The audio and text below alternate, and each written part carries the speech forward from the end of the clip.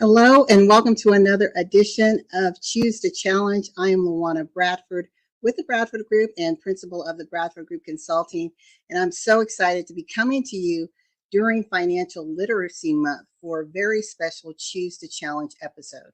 For those of you who are joining us for the first time, Choose to Challenge is a show designed to push the envelope, to challenge your mindset, systems, any sort of blocks that are keeping us, whether it's systemic blocks or internal blocks, from rising to achieving the best version of ourselves for our lives, for our community, and ultimately for the world.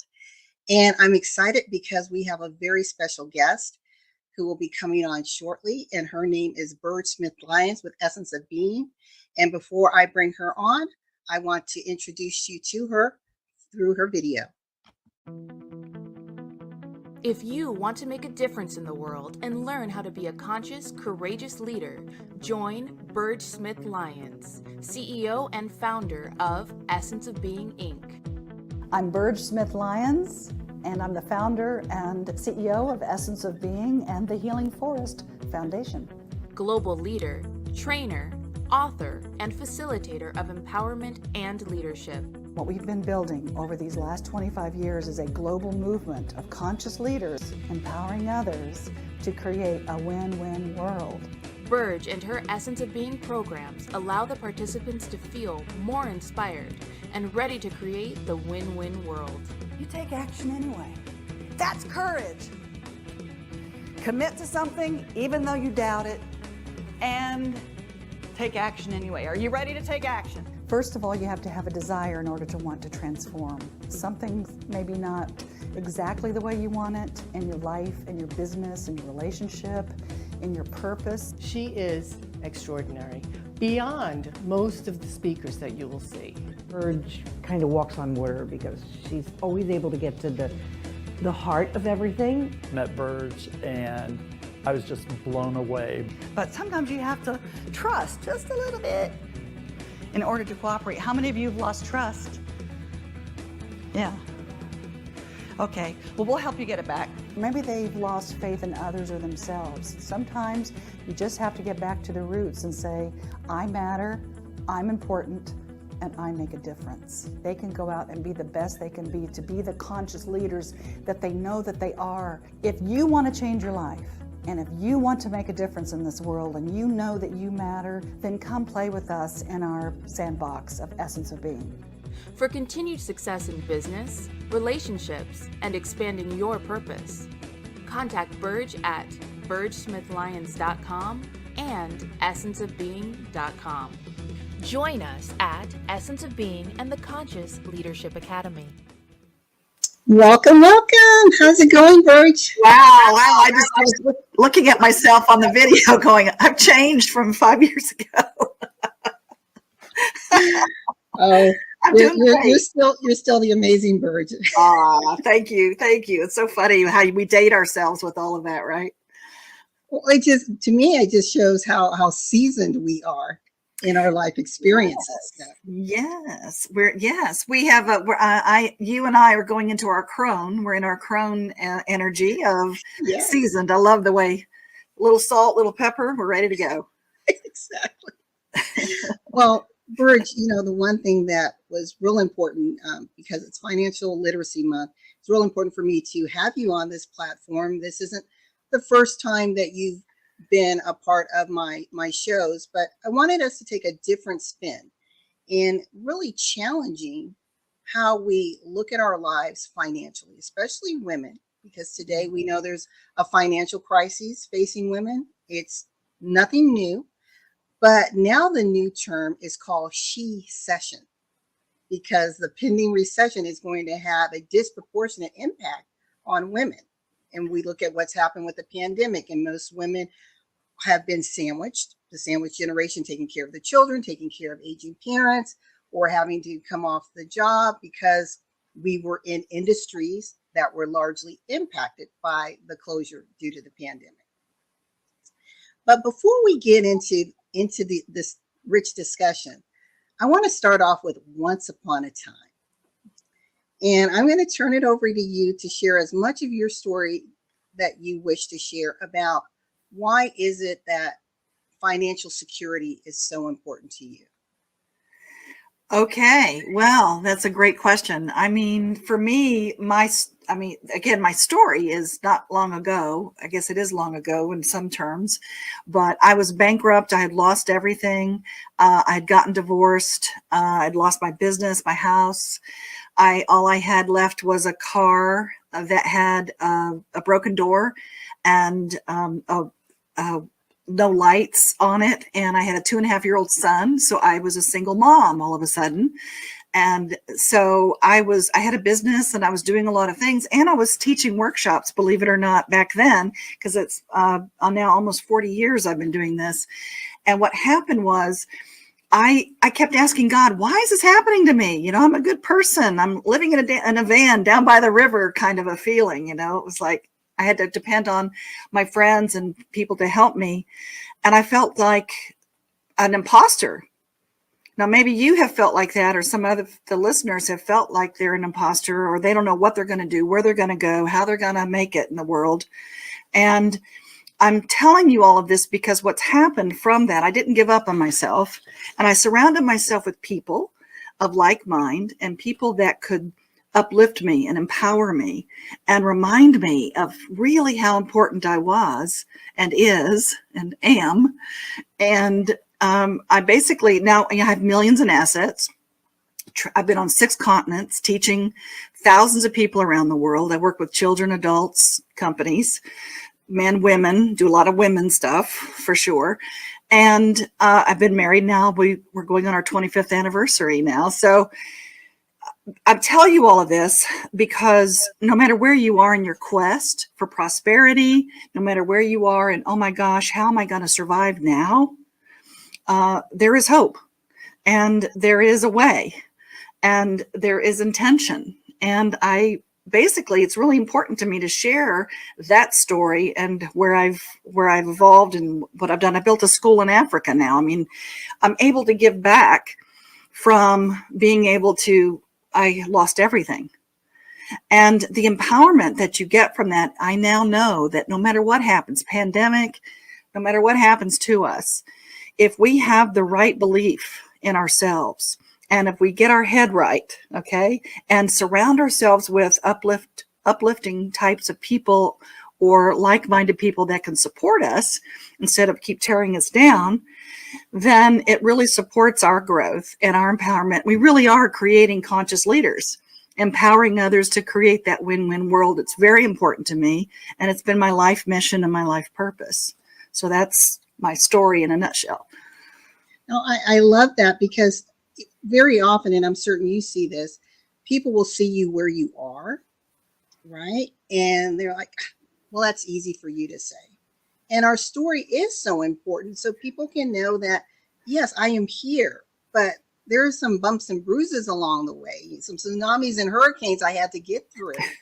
And through that growth, through that expansion, now you have the tools, the mindset tools, I think tools and desire and commitment to continue to move forward, but also to share this wealth. And that's why this title is Our Greatest Asset Can Be Our Greatest Liability, because we're talking about our mind, right? Not the brain, our mind, and what that divine entity of us is. And if we tap into our higher faculties and we tap into our divine genius, the solutions are there.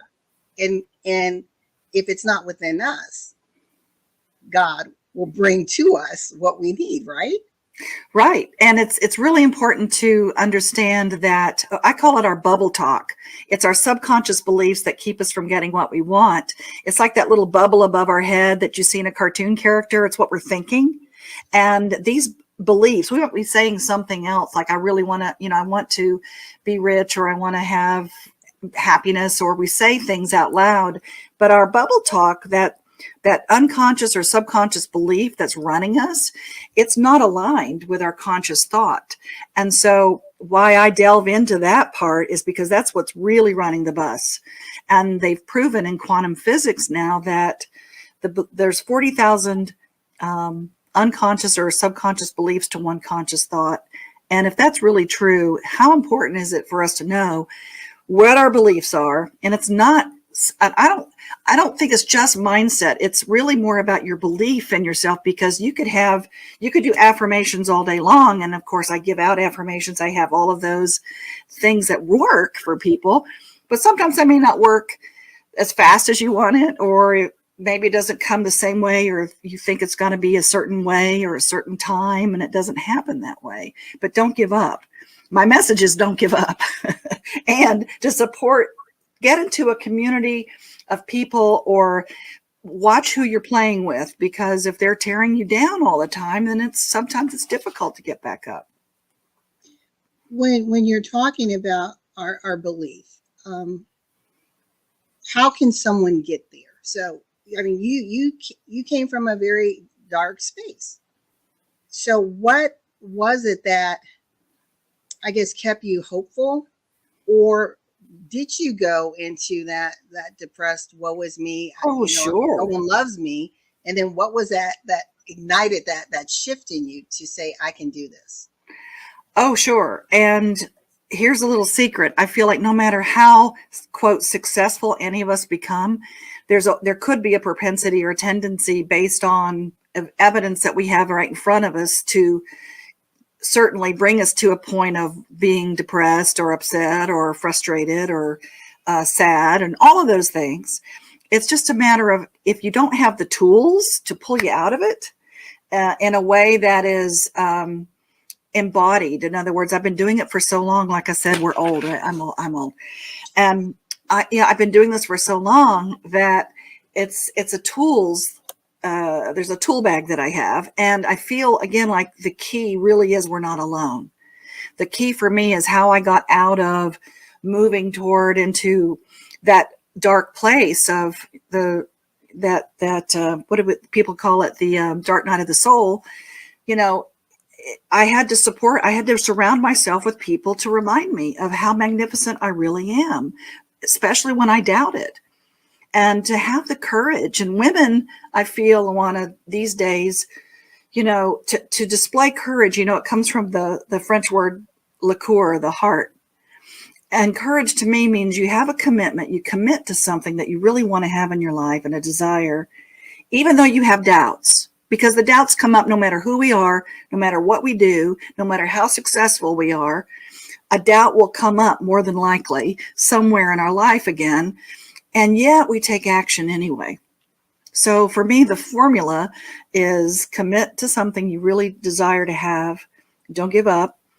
And then, even though you doubt it, you take action. And that's courage to me, to stand out and say, I am making a difference in the world. When you just said, I am, those two words are very powerful words.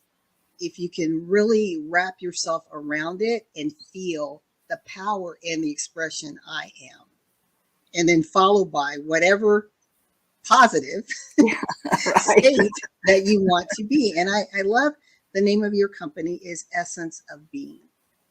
And when we sit into that, and I've been to one of your classes, is really understanding that our beingness, right? It's ever changing, it's ever evolving, but it is truly our essence.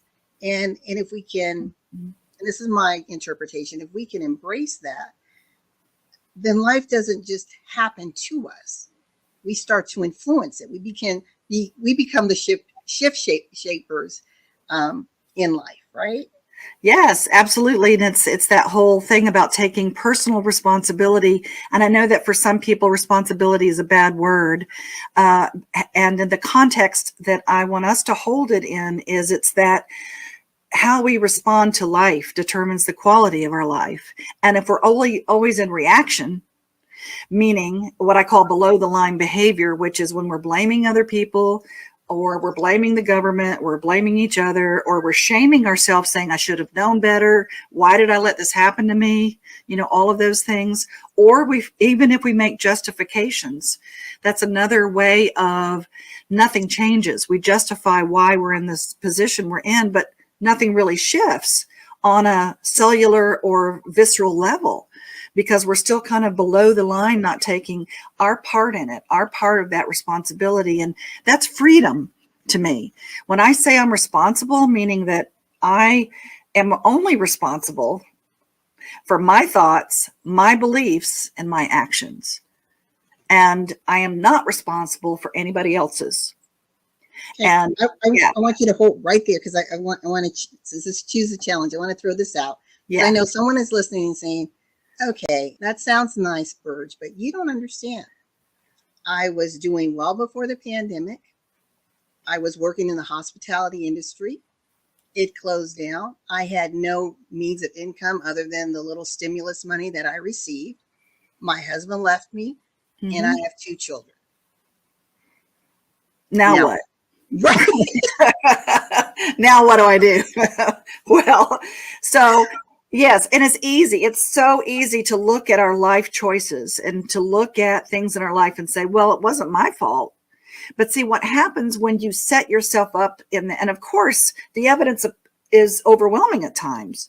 And it's okay to go there for a minute, but my opinion and my suggestion is not stay there very long, because nothing changes when you're in that victim mentality of thinking, well, I didn't cause this. This isn't my fault. And it's not about finding fault. So it's a whole nother way of looking at responsibility. Again, it's the ability to respond determines the quality of our life. And if you're, like I said, I was there. I mean, I was living in a van down by the river kind of a thing. You know, I really was. I didn't know what I was going to do.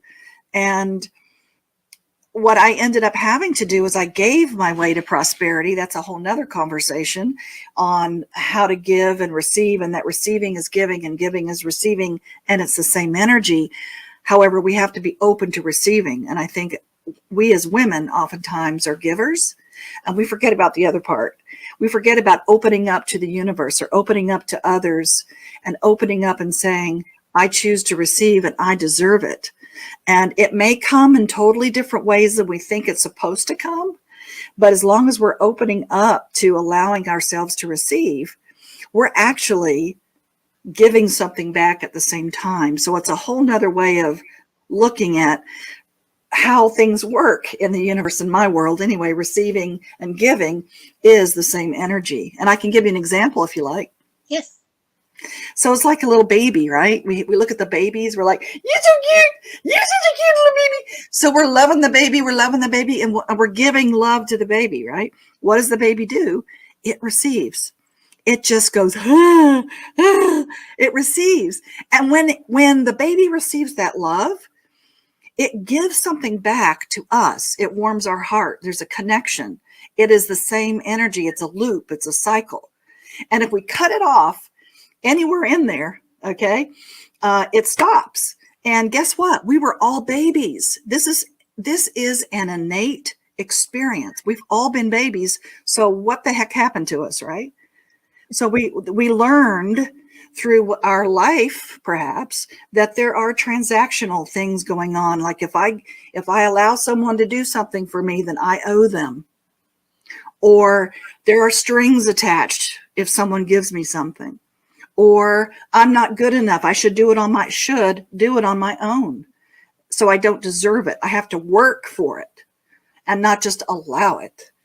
So all of these are beliefs that we've learned through our life experience from at a very young age, most of us. And so it's a way of looking at, if I could shift the belief, if that is truly a belief that you have, and most of this is subconscious. You don't go around walking around saying this or thinking this, but you get to see the evidence of, wow, it's hard to receive. And it's basically a way of blocking out all of the goodness, all of the energy, and all of the things that could be coming to us, because we're saying, no, I can do it myself. Or no, I don't want to get in trouble again. Or what are they going to want from me? So there's a lot of, this is very deep, by the way, there's a lot of beliefs that can be conflicting to your own desires. And so what ends up, I talk about it as driving a car. Can I give you another example? Yeah, let me just tell the audience that we are here with Burge Smith-Lyons of Essence of Being, and we're talking about how our greatest asset, which is our mind, can be our greatest liability. And she is giving us examples and just things to consider when we are struggling with where we stand financially, and realizing that we do sit in a seat of accountability and ownership. And the question is, now with all of this information, what are you going to do next, Burge? Okay, awesome. Perfect. Yeah, I just want to give an example of what I mean by if you have a desire and you say, this is what I want to have in my life, or I choose to have this, it's like you're putting your foot on the gas. And then your belief that you can't have it, or the resistance that you have in whatever form it looks like, whether it's subconscious or conscious, that's your brake. So you're driving around with your gas and your brake on at the same time, and you spin your wheels. And I'm sure many of us have felt that before, where we're not getting anywhere, or we're spinning our wheels. And so what we end up doing, many of us, is we give up. We let go of the gas. We let go of our desires, and we settle. And we say, it is what it is. Maybe in another lifetime, whatever you say to justify, oh, well, it's not meant to be. And so what ends up happening is we do settle. And if only we could let go of the brake, which is the subconscious belief, let go of that brake and shift it, okay, then the desires that we have and the gas is, pew, then we can go 100%, and we don't have to settle. Your analogy reminds me of a quote that Chris Salem often says, and it's to give without expectation, receive without resistance. And you're right. We will typically, if someone wants to give us something, what do we say? Oh no, you don't have to. I've got it. Thank you. I'm good. Right. Right. And we're blocking the blessings. It's a learned thing, because we don't do that. We didn't do that when we were born. We just, we received, and we learned through, like I said, life experience, that maybe it's not really great to receive. And so we end up, basically, I feel that money is innocent. Okay. So we look at money and prosperity and wealth, perhaps at a different perspective, because we've seen where it's really hurt us in the past, or we've seen people that are prosperous or that are happy. Maybe they got their money in a greedy way, or they're bad, or maybe not. Maybe you don't feel that way, but a lot of people do. And what ends up happening is you don't want to become one of those people, because you've observed how that has affected you or other people. And that simple fact right there, I don't want to become that. That could absolutely be a block, a subconscious block that says, no, I'll have just enough. I'll make just enough. I don't want to go over any particular amount or I don't want to do a job that, doesn't satisfy, or I'll do one that doesn't satisfy me because I want to make just enough. And what ends up happening is we go back to those old belief systems that it's going to hurt us to be prosperous, or that power corrupts, because we get to look at that evidence, don't we? Yes. I'm going to pause right now for our first commercial break from our sponsor. Hi, everyone. I am the founder and host of Women in the Arena podcast. It is my mission to change the world. I'm going to do this by interviewing women from all over the globe and share their stories with each other. I want to build bridges amongst all of us and tear down walls. We do so many amazing things that nobody knows about. So join me in helping to celebrate all of these women doing extraordinary things in plain sight. You can visit our website at womeninthearena.net. You can find all of our episodes there, or you can catch us on any of your favorite podcast platforms. I hope you join us and come and celebrate.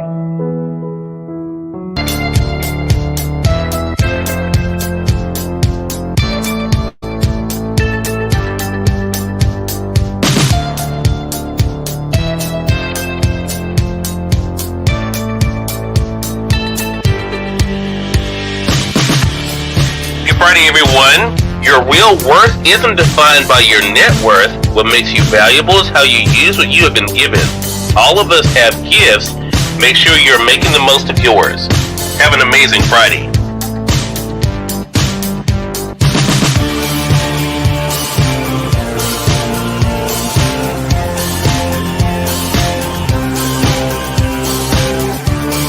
It is now the bottom of the hour. I'm excited to welcome Nancy Matthews to our program today. Nancy is an author of a book. I'm going to go ahead and highlight it in the carousel for you guys. There it is, The One Philosophy. We're going to talk to Nancy not only about the re-release of the book, but also what it's been like for her to share the message with all of you guys. Nancy, great to have you on with us. Hello, hello, hello. So happy to be here.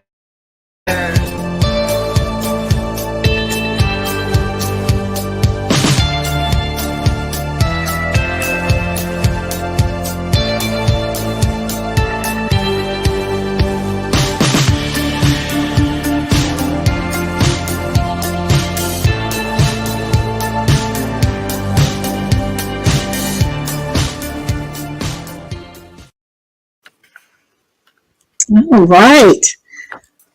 Well, here we have one sponsor talking about wanting to change the world with a message and providing a platform so women's voices can be heard. And that's what you're doing. You've got your mic out, whether you're in person, whether you're virtual, and you are screaming this message about all the elements of Essence of Being. But right now we're focusing on the financial piece. And we saw with Cyrus Webb, there were a few quotes that he was mentioning regarding our mindset and the power of our mind. Mm-hmm. And so let's go back a little bit to your journey when you realized that I got the formula. I figured out the secret sauce. Okay, yes. And I'm still learning, right? So that's the other piece, is that we're all learning, because things you have to be able to adapt. One of the things that I want to share about the secret sauce is your net worth is your net work. So if you feel like you have nothing, right, and you've lost everything, and you don't have a net worth of what the banks say, hey, this is what your net worth is, typically, if you look at it from the point of view is if you have a large network, the more people you know, you have access. So your network that you're in, that's why it's so important to me to have community, to have groups or have connections and access those and not be afraid to ask and not be afraid to share and to be and to support. And you don't have to be always the giver, right? We were talking about giving and receiving is the same energy, and say, I choose to receive because spiritually it's inappropriate to not receive. That's my belief. Let's dig a little bit into that one. Okay. So spiritually, meaning that, for most people, it's okay not to receive. It's like you said, oh, this whole thing, oh, I can do it myself. You don't have to help me. And there's some kind of a valiant effort. If I put a lot of effort and work into it, and then I deserve it.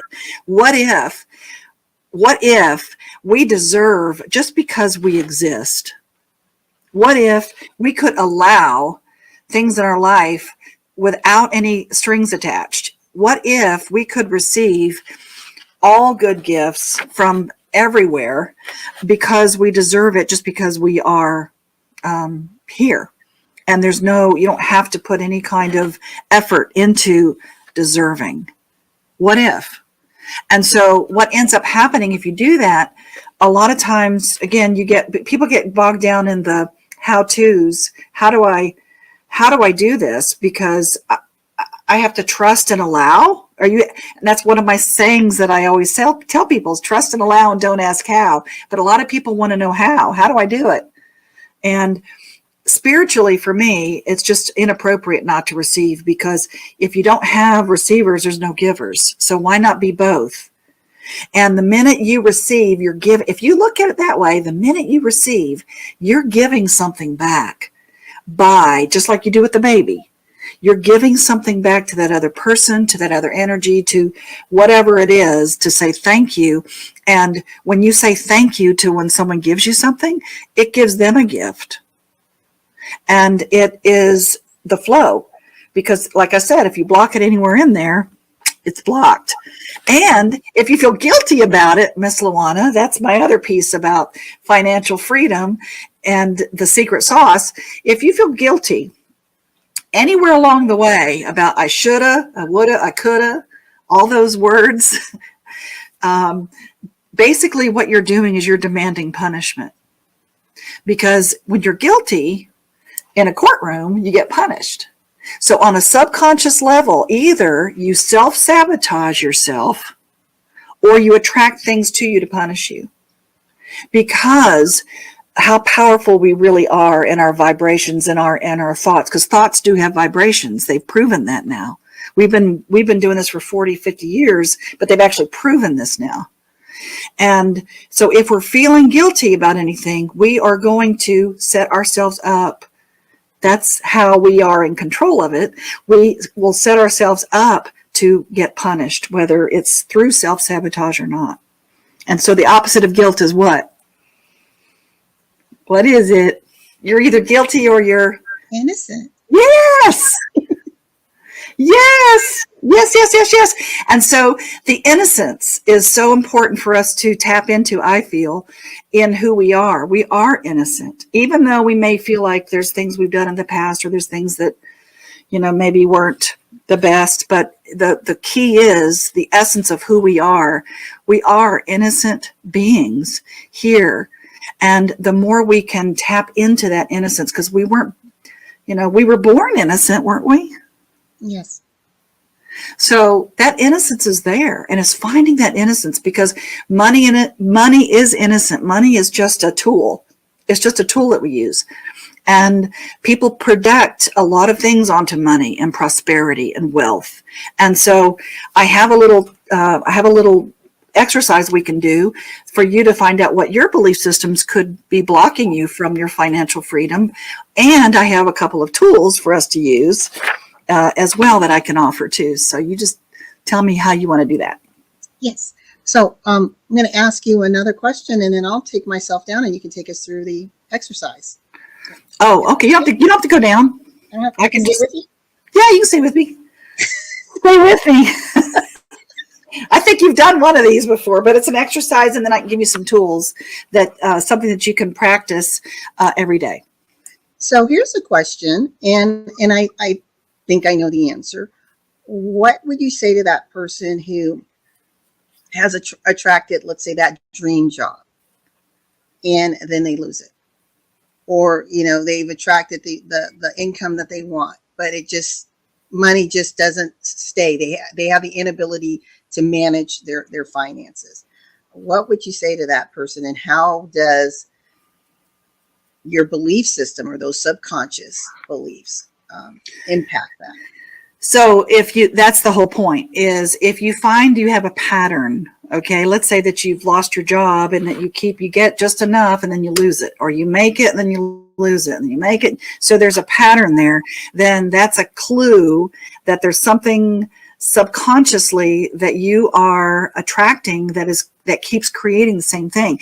Once you find out what that is, and where it doesn't matter where it came from necessarily, but once you find out what that is, then you can consciously shift it, because what you focus on expands. And so if you're constantly focusing on, I've made this, I've done well, and then I got fired, or I made this and then I lost my job, or I made this much money, now I lost it, and I lost it, and I lost it. So there can be definitely a connection of your thought process, your unconscious or subconscious thoughts, that I don't deserve to fill in the blank, right? Or I'm not good enough to, and those are core beliefs. They're core bubbles is what I call them. Or there's something wrong with me. So if you keep losing jobs and you keep losing money or something, then that could give you evidence that what's the matter with me? There's something wrong with me. But see, that can be a very, very old belief that keeps playing out and keeps playing out until you stop it. And the way to stop it is you become aware of it, first of all, become aware of what your beliefs are. And if it's not serving you, then you can shift it, because it'll be in a conscious way that you can focus on whatever it is that you know is the real truth about you, which is you are innocent, you are good enough, you are worthy, you do deserve, you are making a difference in the world, and you are important. Those types of things. So if these items are in our subconscious, we don't know they're there, right? So how do we find them? And is this the exercise you're going to just? Well, you could join the Conscious Leadership Academy, or come to Essence of Being, or Essence of Abundance, or Essence of Leadership. Okay, that'll come later. But yeah, I mean, that's what people do. They're seekers oftentimes. And let me just say, most people don't change until it's they're going through a breakdown. Most people change and decide I need to do something different if they're going through a breakdown, like a divorce, like a job, like they've lost their job, like they've gone bankrupt. Okay, that's when they get sick. All of a sudden, now I need to do something different. And people wait oftentimes until that breakdown happens before they start their journey. And I encourage all of us, there's other ways to do it. You don't have to wait for a big hurricane to come to blow your house away for you to say, I need to do something different. I need to allow a different way of being in my life. How do I do this? So yes, we can go through a very quick little belief system just to see what your beliefs are, perhaps around money and prosperity, because it is financial month, right? Yes. So we can do that really quick and find out, maybe you can find out what some of that is. And then I'm going to give you some tools to perhaps shift that. And then of course, I have a wonderful offer I'm going to give you as well for you to be able to work on your own to keep this going and to get support. Sounds good. All right. Okay. All right. So and we'll just keep you on because I'm not going to do the PowerPoint, but it's a stream of consciousness writing. Okay. And actually what we're going to do is you're just going to rate yourself 1 through 10. Okay. Just rate yourself 1 through 10. And you may have done this before, Luana, because you did the Essence of Abundance. We did, I think, one of these. But this is for everyone. Just write a number down. 1 being, I don't believe this at all. 10 being absolutely 100%. I believe this. And be real and honest with yourself. Okay. And do the first thing that comes up. Don't try to edit it. Don't try to think about it. Don't try to figure it out. Just write down the first number that comes up. 1 being, no, I don't believe that at all. 10 being, yeah, I can see how that, yeah, I believe it totally. I see how that keeps showing up in my life. And 5 and any other in between. Okay, maybe it kind of shows up, maybe it doesn't. Okay? Got it? All right. Money is the root of all evil. 1 through 10. All right. It's more enlightened to be poor than rich. 1 through 10. Number 3, most rich people probably did something bad or dishonest to get their money. Number 4, having a lot of money will make me less spiritual or pure. Number 5, getting rich takes too much work and struggle. Number 6, having a lot of money is a big responsibility. Number 7, I don't feel good enough to be rich. Number 8, realistically, chances are I'll never be rich. Number 9, getting rich isn't for people like me. And number 10, last one, getting rich is a matter of luck or fate. Okay. And then what you do is you add all that up and you add it up. And if you basically come over 50, if you have reached 50,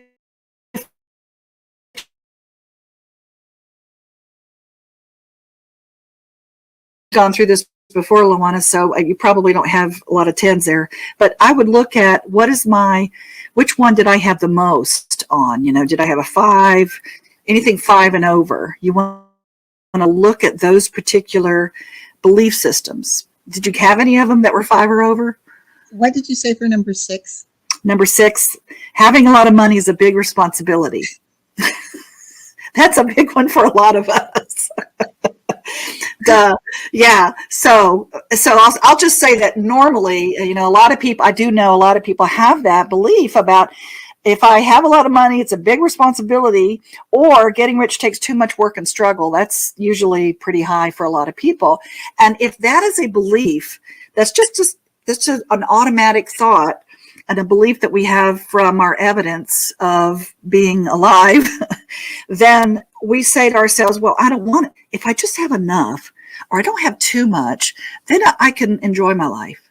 Then I don't have to work so hard. Then I don't have to struggle. Then I don't have to feel responsible, because it's such a weight. And so just that belief right there can be an absolute subconscious bubble talk block from you shifting into more than you could even think of, to be able to have all the desires that you want. You see how that works? Mm-hmm. Yeah, I do. And as you were talking, I was asking myself, why do I feel that? But then this is choose the challenge. And one of the things are, our systems, our institutions, even religious institutions.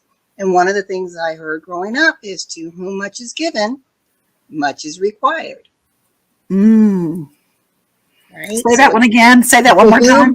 To whom much is given, much is required. And I don't want to work that hard. Right? It's like, I want to be on a beach somewhere, right? So, yeah. And boy, what a great ding, ding, ding. That's definitely been ingrained, right? And it's maybe not what you walk around saying out loud, or saying, maybe you really don't want to believe that, but it's something that's there.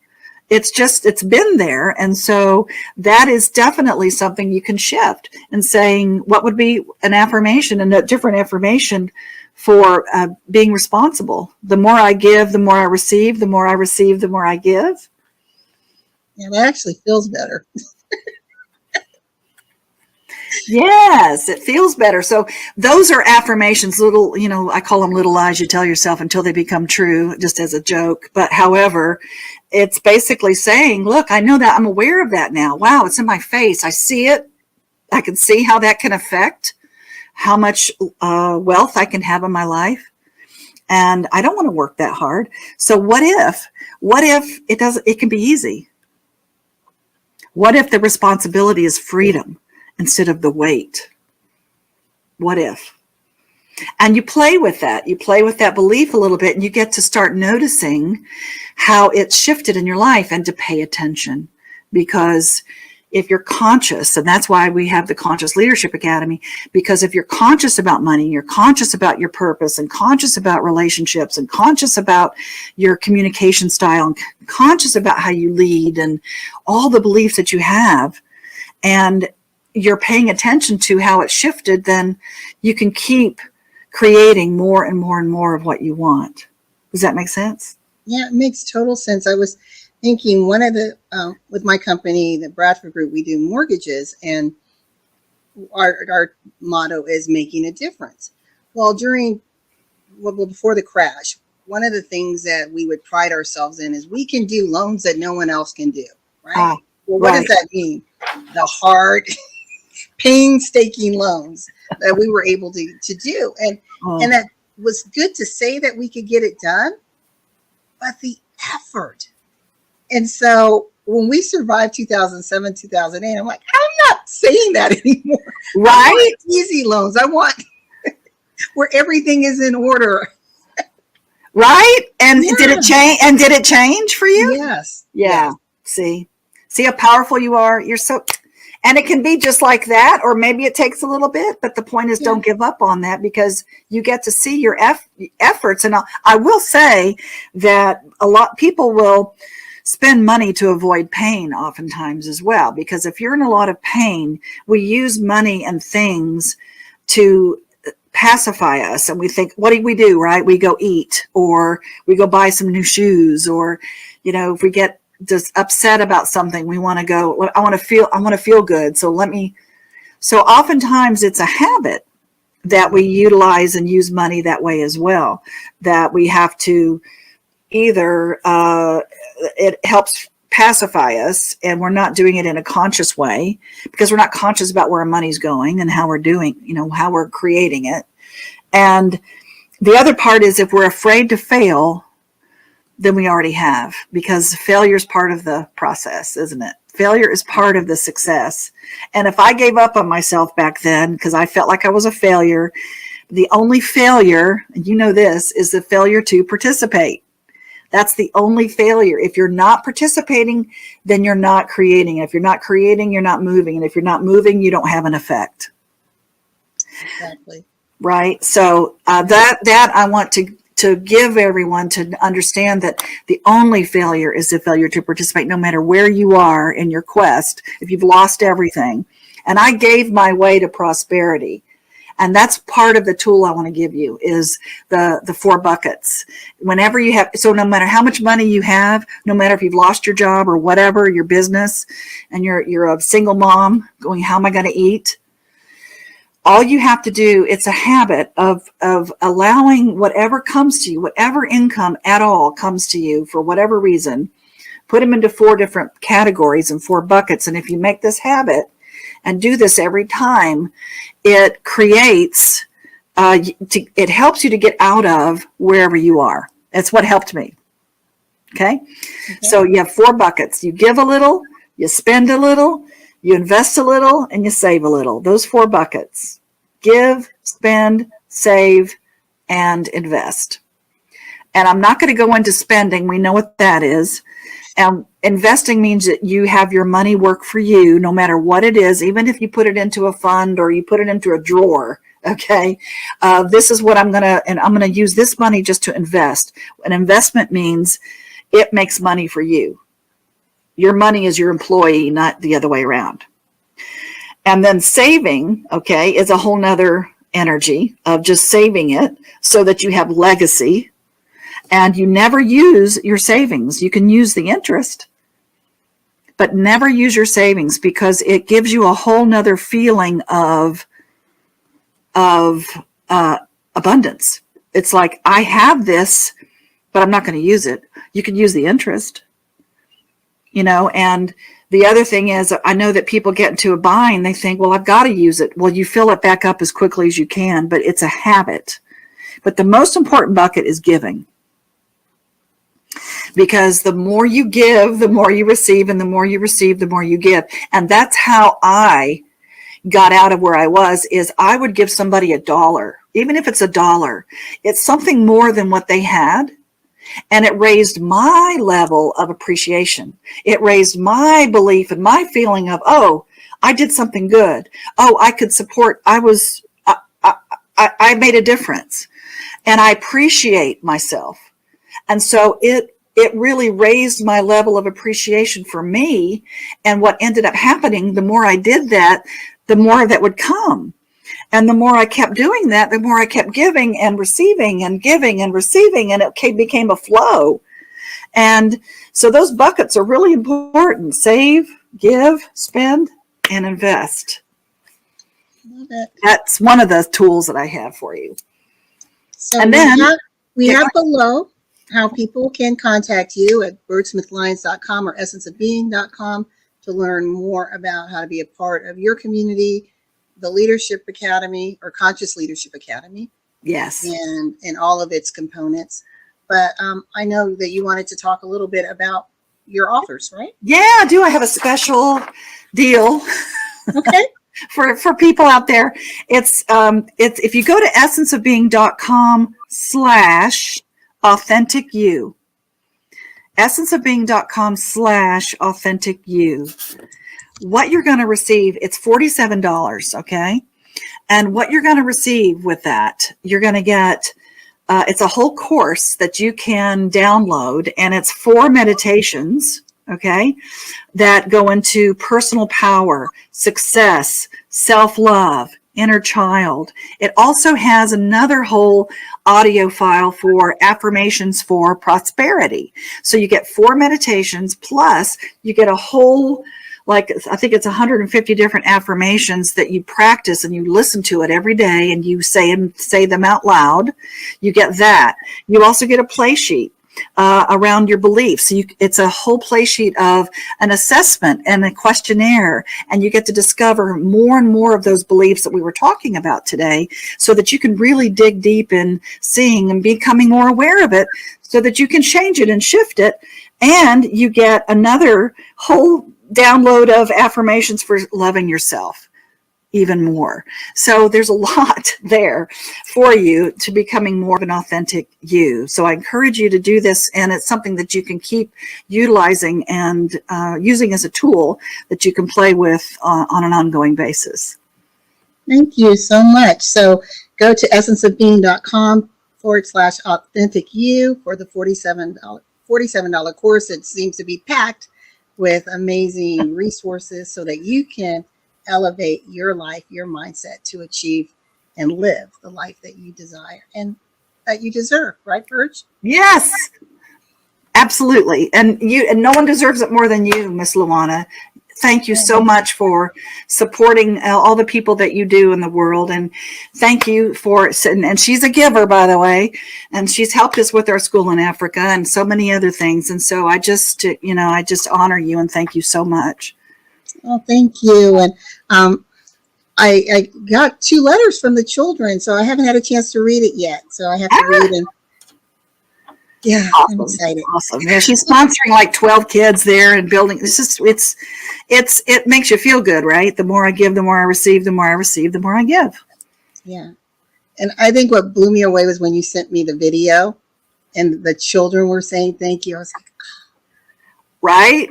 Yeah. Right? Yeah, they're very appreciative, and so that's what I'm saying. We give our way to prosperity. You know, it's a receiving. We give something and they say thank you and we receive it. It's a continuous, it gives something back to us, and that's the same way that we're talking about. So I encourage all of us to open yourself up to receiving, because you deserve it no matter what. Yes. Well, thank you so much, Burge, for joining us for a special edition of Choose to Challenge. And to our listening audience, please reach out and have a conversation with Burge. You never know what goodies she has in store for you. I know when I went to hers, I told her, I said, I'm coming with a lot of skepticism. Yeah. I'm a believer. I'm a believer. No, you're a believer in yourself. Yes. That's all. We just hold up mirrors. Yes. Yeah. Thank you. To our listening audience, we will be back again at 6 p.m. on Monday. And we just encourage you that in life, choose to challenge anything that you feel is preventing you from being the best version of yourself. And that remember, when your vision intersects with opportunity, success is inevitable. Until next time, and we are going to close out, as we always do, with our prayers to Ukraine.